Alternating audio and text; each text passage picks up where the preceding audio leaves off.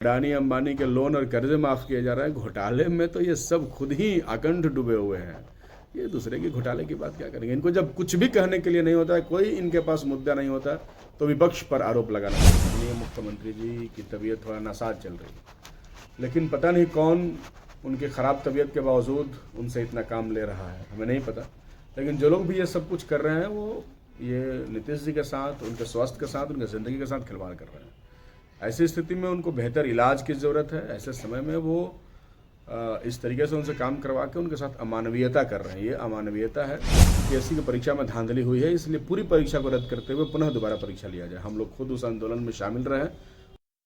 BPSC अभ्यर्थी लगातार exam को लेकर मांग कर रहे हैं। पटना के सड़कों पर उतरे थे, अपनी संख्या दिखाते हुए नजर आ रहे थे। और साथ ही साथ जिस तरीके से देखा जाए, मुख्यमंत्री की एक तस्वीर वायरल हो रही है महात्मा गांधी के पुण्यतिथि को लेकर। इस मुद्दे पे बात करने के लिए हमारे साथ भाकपा माले के विधायक है अजीत सिंह, सीधे बातचीत करेंगे। जदयू के सांसद है अजय मंडल, उनके द्वारा पत्रकारों को पिटाई की गई है, कैसे देखते हैं?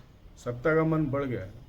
सत्ता के संरक्षण में ये लोग पत्रकारों को, आम नागरिकों को, किसी को भी मार पीट सकता है। ये दिख रहा है, ये नहीं करना चाहिए, कहीं से भी उचित नहीं है। पत्रकार लोकतंत्र के चौथा स्तंभ है, उनके ऊपर हमला निंदनीय है, उसकी निंदा की जानी चाहिए और इनके ऊपर पार्टी के अध्यक्ष को एक्शन लेना चाहिए।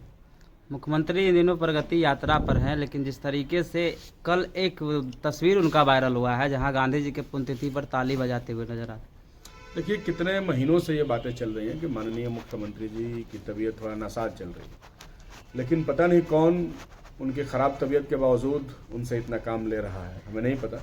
लेकिन जो लोग भी ये सब कुछ कर रहे हैं, वो ये नीतीश जी के साथ, उनके स्वास्थ्य के साथ, उनकी ज़िंदगी के साथ खिलवाड़ कर रहे हैं। ऐसी स्थिति में उनको बेहतर इलाज की ज़रूरत है। ऐसे समय में वो इस तरीके से उनसे काम करवा के उनके साथ अमानवीयता कर रहे हैं। ये अमानवीयता है। जितना जल्द हो उन्हें बेहतर चिकित्सा व्यवस्था उपलब्ध करानी चाहिए। बीपीएससी अभ्यर्थी लगातार एग्जाम का मांग कर रहे हैं। कल कई संख्या में बीपीएससी अभ्यर्थी पटना के सड़क पर उतरे।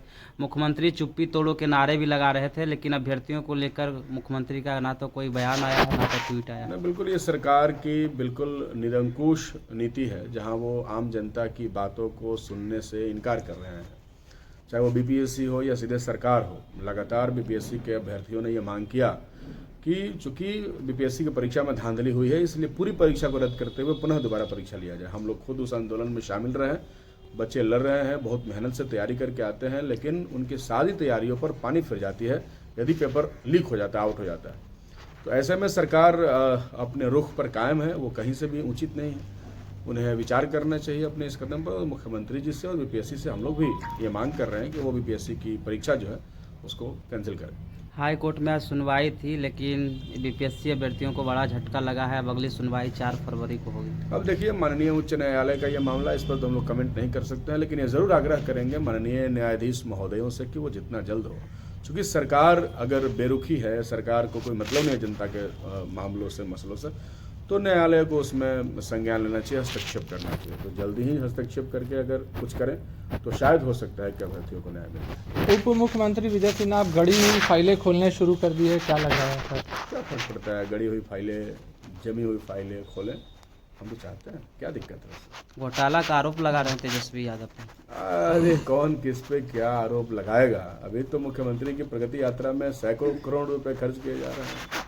उन्हीं की सरकार उत्तर प्रदेश में है, कुंभ में हजारों करोड़ रुपए खर्च किए जा रहे हैं। अडानी अंबानी के लोन और कर्जे माफ किए जा रहे हैं। घोटाले में तो ये सब खुद ही अकंठ डूबे हुए हैं। ये दूसरे के घोटाले की बात क्या करेंगे। इनको जब कुछ भी कहने के लिए नहीं होता है, कोई इनके पास मुद्दा नहीं होता, तो विपक्ष पर आरोप लगाना शुरू करते हैं। सरकार आपकी है, आप बताइए। अभी हाल ही में बहुत बड़ा घोटाला हुआ, बिजली विभाग के एमडी संजीव हंस को जेल जाना पड़ा। वो कौन उसका जिम्मेदार है? सिर्फ संजीव हंस या मुख्यमंत्री या विजय सिन्हा या सब लोग एनडीए वाले हैं? तो ये जो करते हैं, सृजन हुआ बिहार में, उस समय भी एनडीए की गवर्नमेंट थी, तो बहुत बड़े बड़े घोटाले हुए, इसमें तो ये कोई कुछ नहीं बोलता है। तो ये बिना मतलब का बयानबाजी है, ये पॉलिटिकल है। प्रधानमंत्री 24 फरवरी को भागलपुर आ रहे हैं, बड़ी सौगात देने की बात हो रही है।